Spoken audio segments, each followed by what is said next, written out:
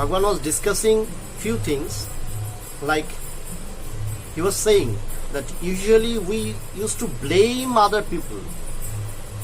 We do not take responsibilities on ourselves. We always try to find someone who is doing wrong. Or when I want to succeed in our life, we want to do something, we want that somebody should come in our help. Maybe it is God or maybe Guru. When we are in the spiritual path, what we want? We think that, okay, I have come to you, or my Lord, or my Guru, so you will be providing me everything. You will be making me realize, you will make me realize, you will make me... So all these things we believe, and in this way we proceed. Bhagavan said that this is not the right approach. We should understand that yes, we need to take the responsibilities on ourselves. It is not the right thing to put the responsibility on someone else's shoulder. In this way, you are not doing good to yourself. We always have to do it. We always have to do it by ourselves. It says, there are 4 kinds of grace. In our scriptures it says, the grace is of 4 kinds. The most important grace is the grace you do to yourself. That yes, I really want to realize myself, realize the soul. I really want to liberate myself. I really want to realize what Brahman is. This is the greatest grace that you can do to yourself. Otherwise, all the grace of Guru, the grace of God, the grace of the scriptures, they are already there. They are helping you. But if you don't grace yourself, then those grace cannot help you really. So Thakur Sri Ramakrishna once said in a very beautiful words, he said that, see,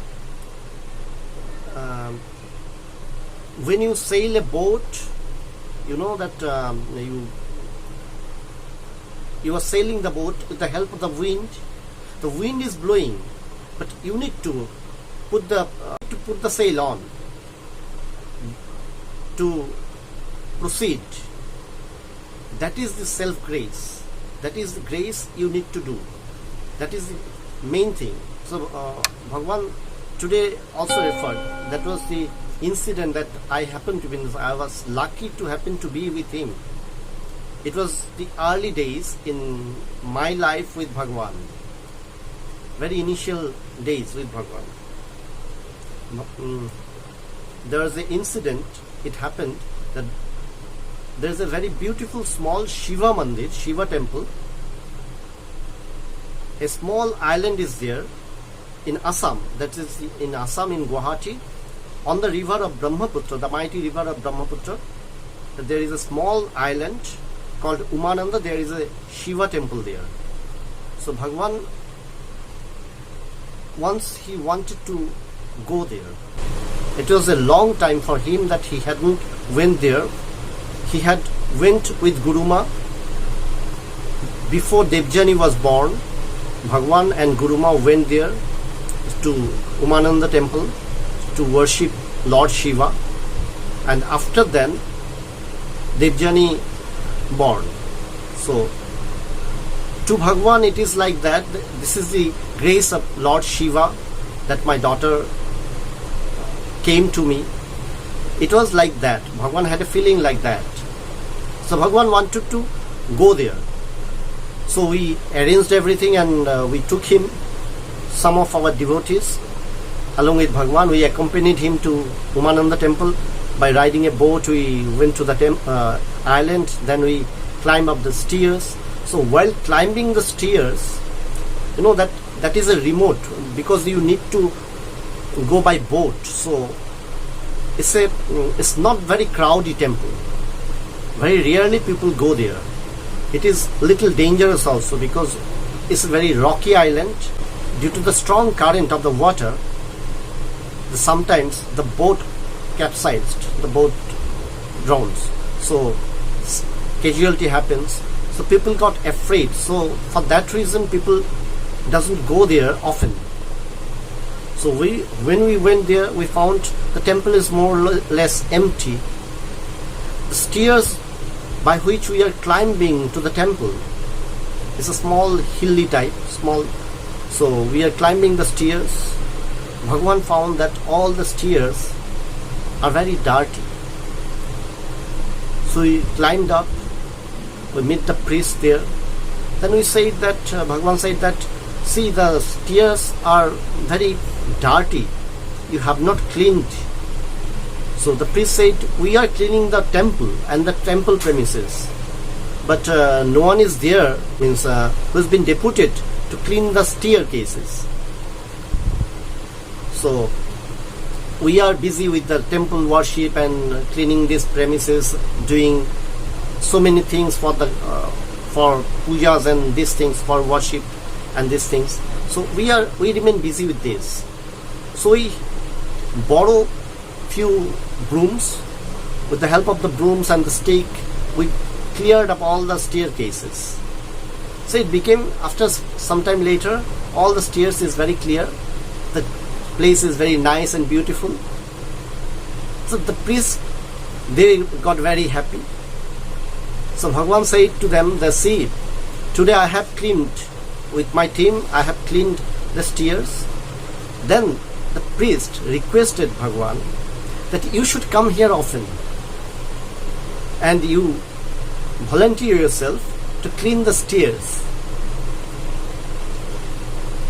So Bhagavan then told them, see, you are the priest, this is your profession also. You are maintaining the temple, so you should also find out a way to maintain the staircases, because devotees are coming. You need to keep the place very clean, nice, beautiful. This is worship, not just maintaining the deity. It is not just, that is the duty of priest. You have to maintain the overall. So today also Bhagavan said that, see, I remember those days that those priests, they also try to push their responsibility on my shoulder. So you always try to find somebody that, okay, our responsibility we try to put on others' shoulder, that they will be supporting us. Like in spiritual path, when we come and when we are trying to realize the self, when by listening, by practicing what we do, Bhagavan, I love you.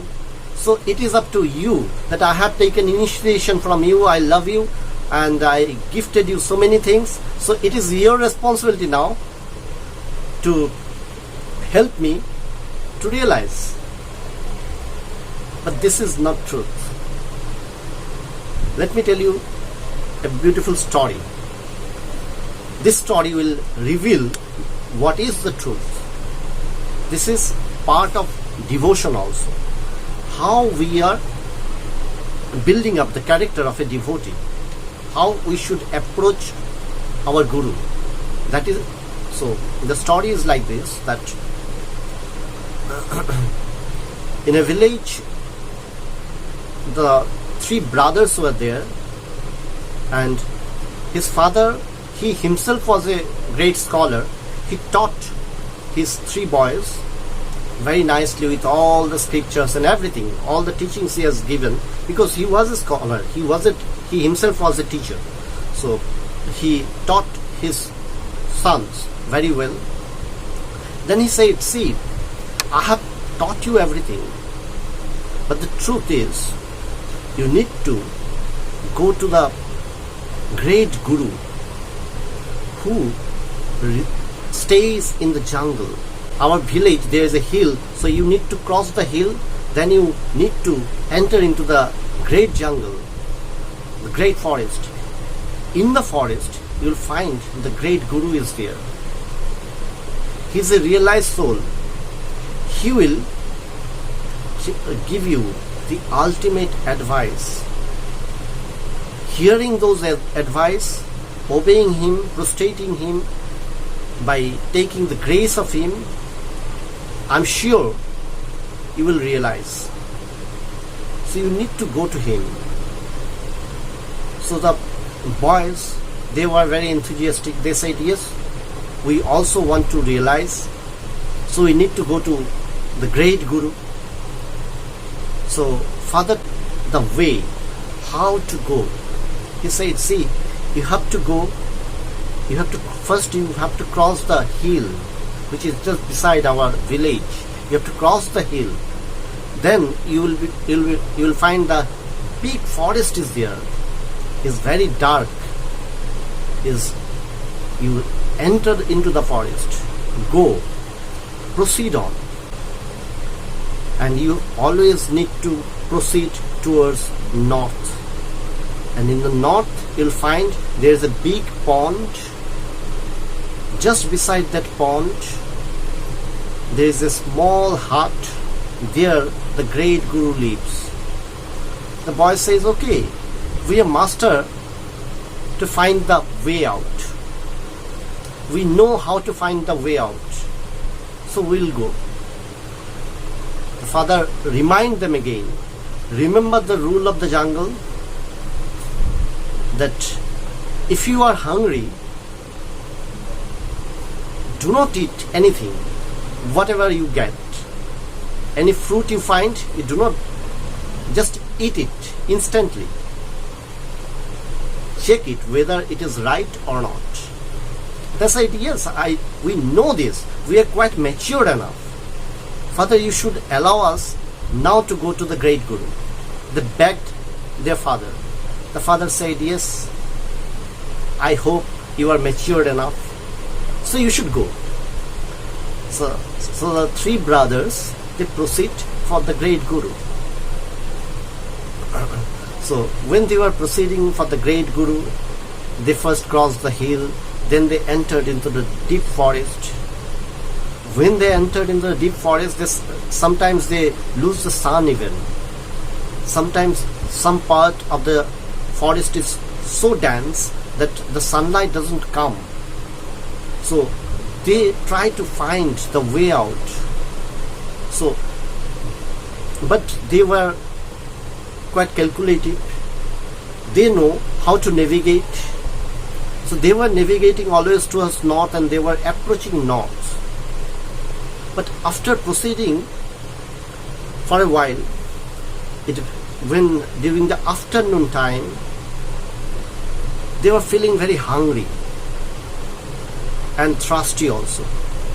But they know that their father told the only pond in the forest is there. It's a lake. It's a big, huge lake deep in the middle of the forest. We need to go there to find the water. They have already emptied up the water that they carried. So they were hungry. So one of the brother of the three, he was very foodie and he used to always eat something. He loves to eat. So he found out there are some fruits. Very beautiful oranges are there. They said, yeah, that brother exclaimed, I found the orange. This will satisfy our thirst and also our hunger. So we should take it. He ran towards the orange, just took the orange and started eating. The two brothers did this. One of the brother was the eldest one. He was wiser. He said, wait, let me first check. They said, we are hungry, we are thirsty. See, this is orange. What you will be checking? Haven't you ever seen an orange before? It's a beautiful, delicious fruit. See the orange? So they opened up the orange. It's an orange. The elder brother said, wait, it looks like orange, but is it orange? Are you sure enough? Have you checked? that brother, who is little greedy for food always, said, okay, let me taste it. He ate it. He said, it is little bitter, but it seems it's orange. I'm sure. And it's not that great like orange, but still I'll be taking it. So he started eating one after one. Very hurriedly he started taking it. The next brother also followed him. But the elder one, he inspected the fruit very carefully. He found, though there's a resemblance with the orange, but it is not orange. He inspected that if the orange is sweet, on the tree, some ants should come. But he found there is no ant on the plant. Why ants are not coming? So this fruit is not healthy. If the fruit is healthy, the ants would be there. In any tree with the fruits, ants is a common thing. Ants will be there, which is a very so in the forest this is very common, that whenever you try to find fruit, you find a fruit, then you also check, are there ants there on the tree? If ants are there, that means it is eatable. Otherwise you reject the fruit. So the elder brother reminded the younger brothers, see, you are doing the wrong thing. Our father taught us this thing, the basic things, but you have forgotten this because of your hunger. You are too concerned for your thirst, for your hunger. So you forgot your teachings. You just madly started eating all the fruits. Stop eating now, right now. So he forcibly stopped both the brothers. Don't eat anymore. So after some time they started again their journey. So after some time later, the two brothers who took those fruits, they started feeling pain on their stomach. The stomach ache started. They were a little dizzy also. They were begging the elder brothers, brother, we don't have the strength to walk anymore. But the elder brother now have the responsibility to protect the younger brothers and also to find out the way out to reach to the great Guru, because he knows the only help they can have by reaching to the great Guru. So he prayed, just stay with me, believe on the strength of yourself, believe on the strength of our Guru, our Father. The grace of our Father is there, the grace of God is there. Let us proceed, little more. He encouraged continuously with the brothers and helped them to reach ultimately to Guru. What they first see, they found a small hut is there just on the bank of a very big, beautiful lake in the mid of the forest. The very beautiful lake is there. Everything seems so quiet there, so peaceful, so blissful. But the two brothers who were in pain, they didn't see the beauty. They see, yes, we have the opportunity probably to cure ourselves. So they started running towards the hut to go to the great Guru. But the elder brother reminded them, approach cautiously, with all respect. Come with me. I'm showing you the way, right way. So they went there.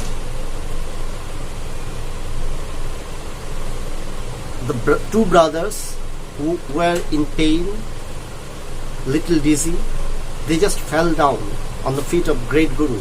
They said, we are suffering, it's burning, our stomach is burning, please help us.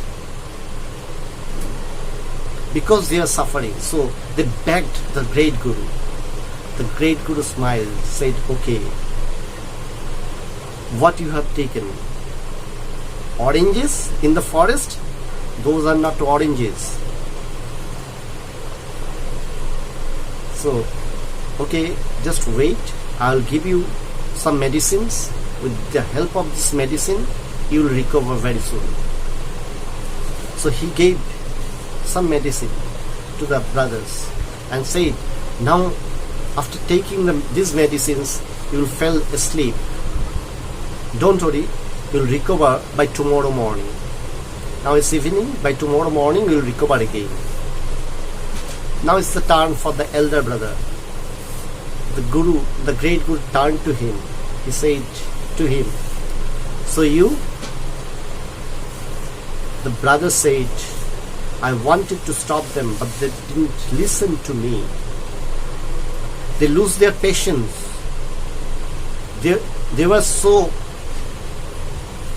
much anxious, something, that they ate those fruits. I warned them, but they didn't listen to me. The great Guru said, don't worry for your brothers, they will be recovering by tomorrow. Then he prostrated. The elder brother prostrated the great Guru. He said, my great Guru, I'm observing you. I'm finding you. You are so still person, so stable, so blissful. When two persons are dying, when two persons are crying, they are making so much hue and cry, so much noise, but you are so still, you are so blissful, you are so protective, you are loving them. You know, they suffered because of their desire, they suffered because of their karma, their wrongdoings. They didn't listen to the teachings. But you are beautiful. You still remember the things. The great Guru, just by seeing you, I really feel in my heart that everything in me, within me, is as if it is getting purified. I'm feeling the purity with my mind, my thoughts, my body. Everything is getting pure, is purifying. Just the presence of you, everything is purifying. See the two different approaches.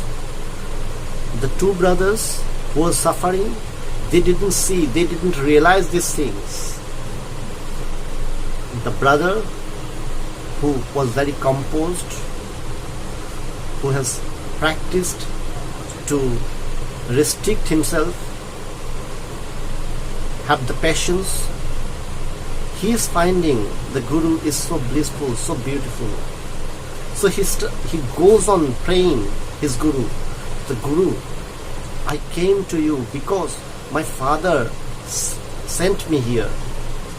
So I first prostrate my father who has shown me the right path to come to you. Yes, in your presence I really feel I'm blessed. In my life I don't want anything. I find all the desires in me has already evaporated. I don't have any desire, any more desire in me. I just automatically started loving you. My heart is surrendering to you, to your feet. I don't want anything, any more thing. I just want to sit beside you. So he prayed to the great Guru. the Guru, allow me to sit in front of you, beside you. If you don't tell anything, if you don't advise me anything, it's okay. Just by seeing you, I feel all the grace. So the Guru smiled. Guru said, what else you are observing? The brother said, the elder brother said, he is now the disciple. He said, you are like the giant elephant, as if just like in the lake, in the big lake, you are enjoying yourself in the cool water. In this cool water, you are enjoying yourself as if you are the giant elephant. And the whole forest is burning. All the animals in the forest, they are crying. They are making noise to save themselves. But you are enjoying. You know that you have created this bliss surrounding you. Whoever comes to you will be saved from the fire. So the misery is there.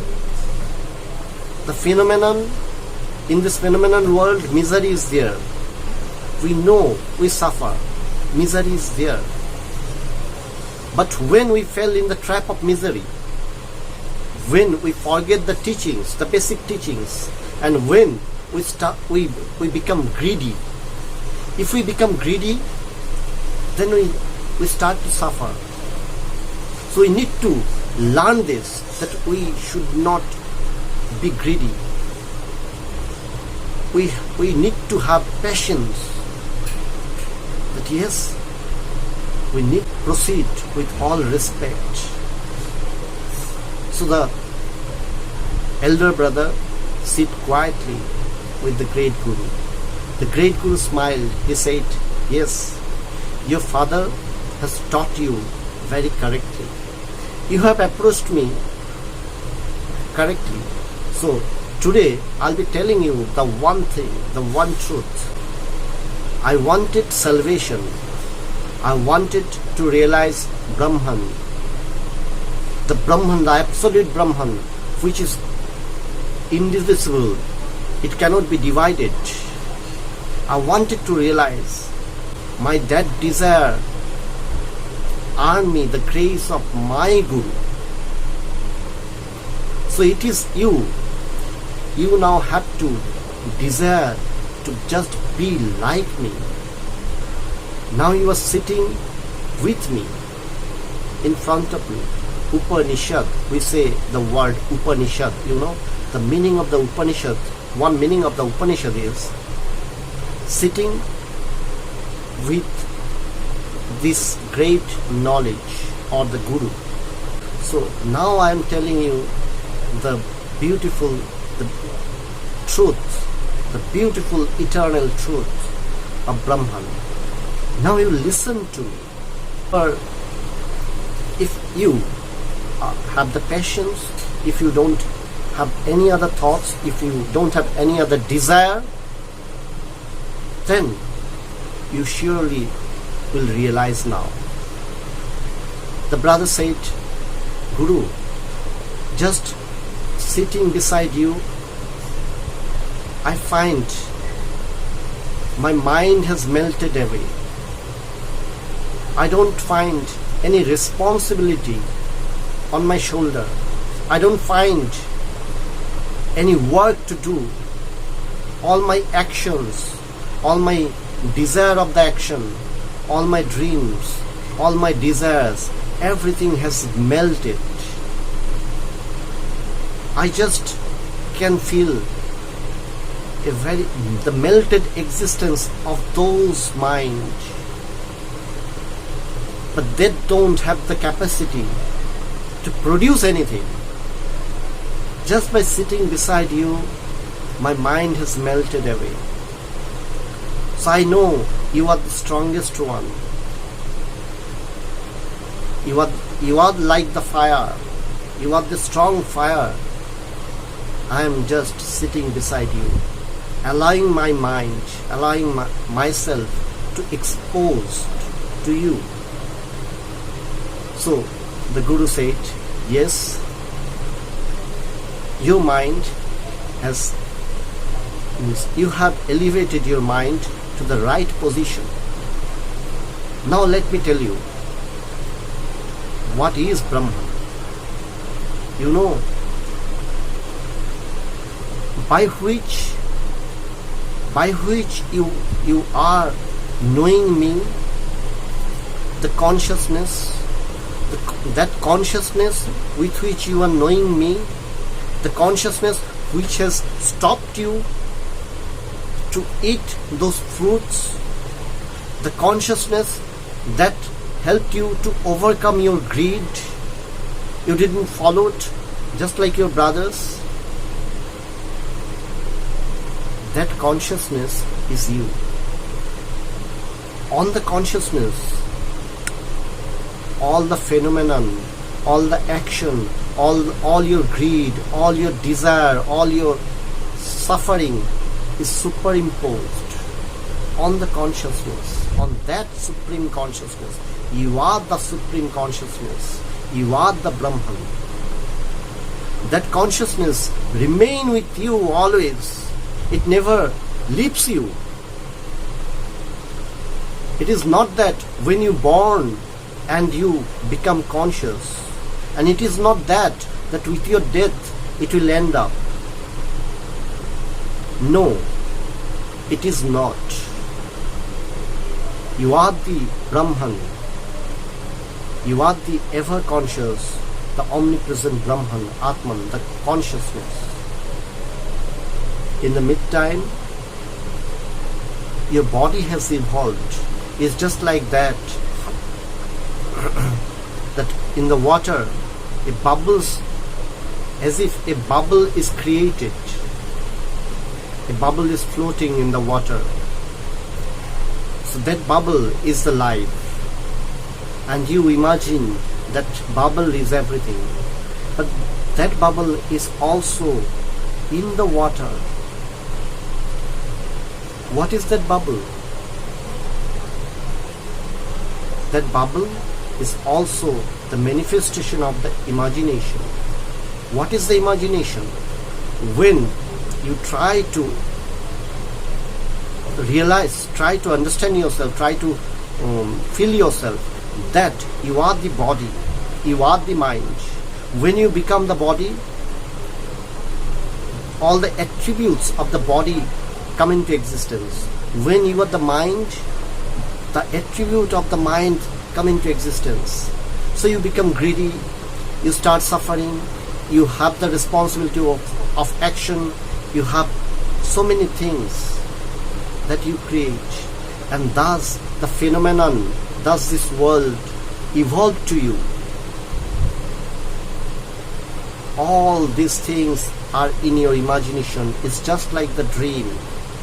In the dream, nothing happens, but you go on dreaming that so many things are happening to you, so many things are happening.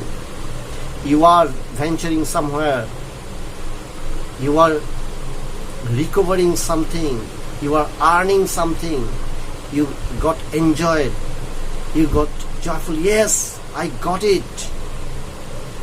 But it is dream. In dream, nothing happens. When you wake up, you know that nothing has happened. Nothing happens really. So it's very true that there is nothing to be happened.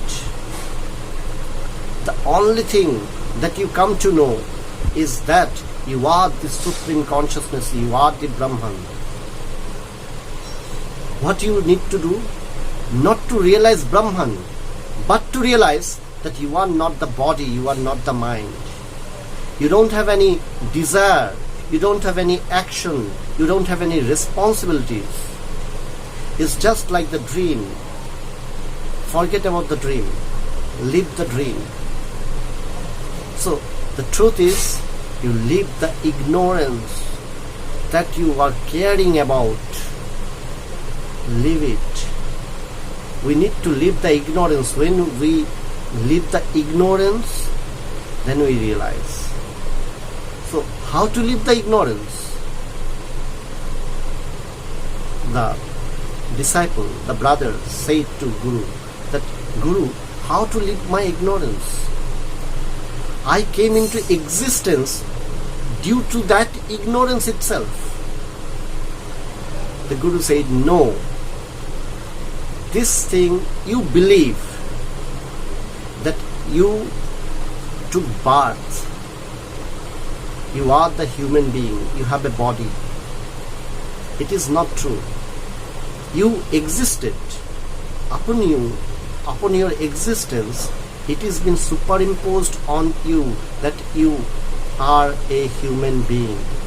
You have a name, you have some possessions, you have some creativity, you have some responsibilities, you have some dream, you have some desire. So you create your world, your own world. The truth is, you are the absolute existence. Know yourself as the conscious being. That conscious being is ever existent. That is Brahman. You don't need any other support. You are beyond all states. You don't belong to state. Awakening, dreaming, or deep sleep. You don't belong to any one of these.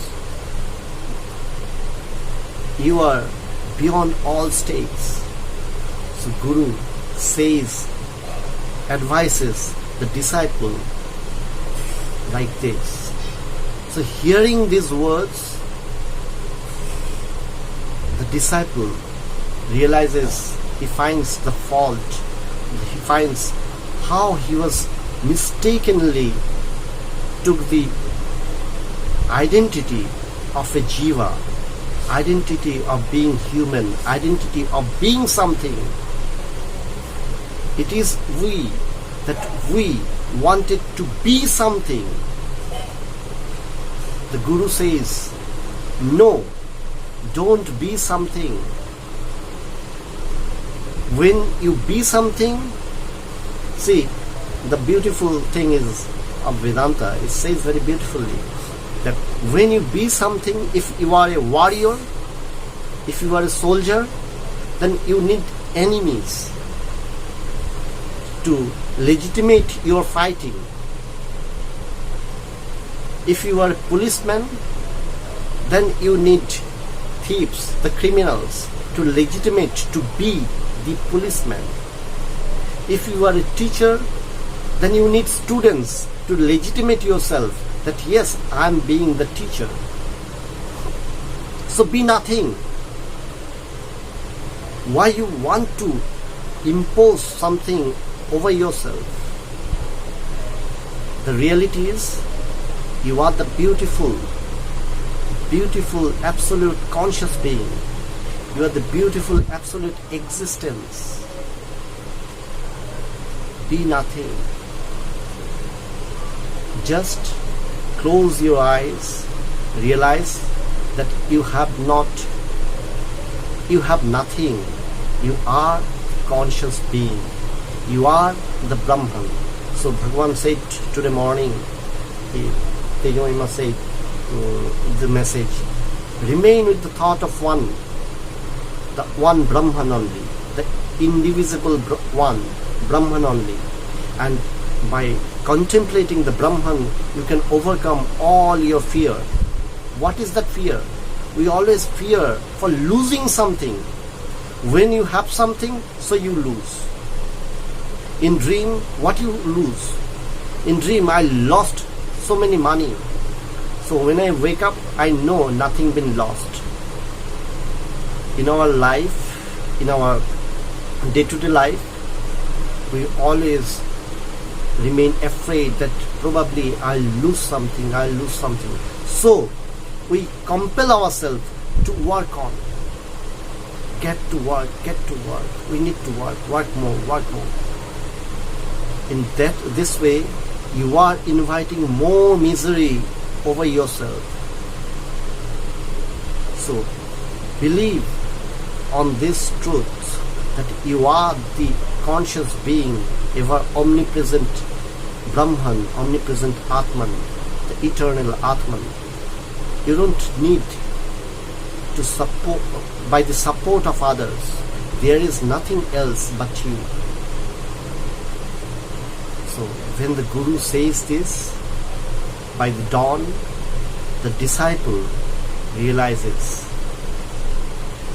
So the disciple prostrated, the elder brother prostrated the great Guru. Guru, you are really great. By that time, the other two brothers also wake up. They also prostrated the great Guru. They said, we are so obliged to you. Thank you for our life, that you have given us life. The great Guru smiled. I have really given the life to your elder brother. I have not given the life to you. You need to go back to your father. Learn again, just like your elder brother. So do the things again. When you will be smart enough, just like your elder brother, return back to me. Then probably I'll be able to give you life.